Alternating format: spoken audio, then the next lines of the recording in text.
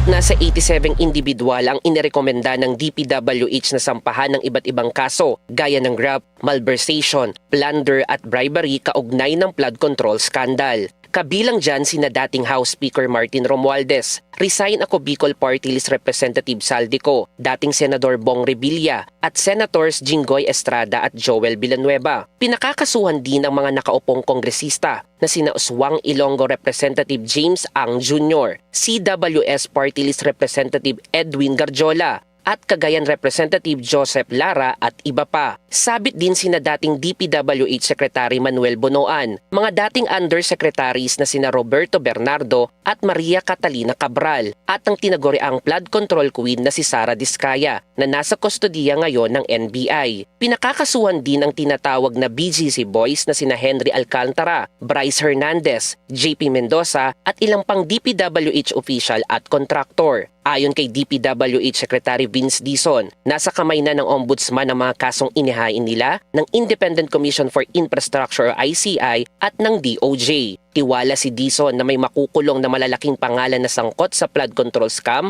bago magpasko. Hindi kauntian, no? At hindi mga maliliit na pangalan ng mga refer ng ICI at ng DPWH. Pero sabi nga ng Pangulo at sabi na rin ng Ombudsman, kailangan pag magfa-file ng kaso sa korte, kailangan matibay ang kaso. At sa ngayon, yun ang ginagawa ng Ombudsman.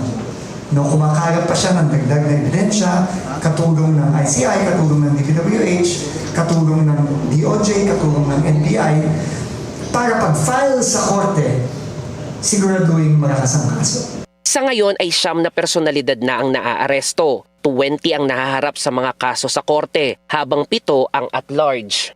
Ang sabi ng Ombudsman nung nakaraang araw lang o kahapon, meron siya pang ifa-file na 1 o 2 pang kaso sa korte bago magpasko. No, yun ang sinabi niya.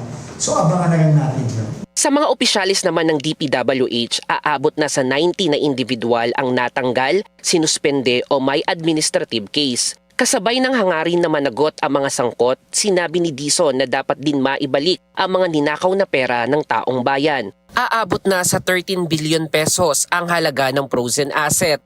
Kabilang na ang 4,679 na bank account, 283 insurance policies at 8 air assets. Kasama rin ang 225 na motor vehicles, 178 na real properties, 60 na e-wallet accounts at 3 securities account. It is not true that the ICI has recommended to the Ombudsman that former Speaker Ferdinand Martin G. Romualdez be charged with plunder or other serious crimes related to the flood control of 2025 budget issue.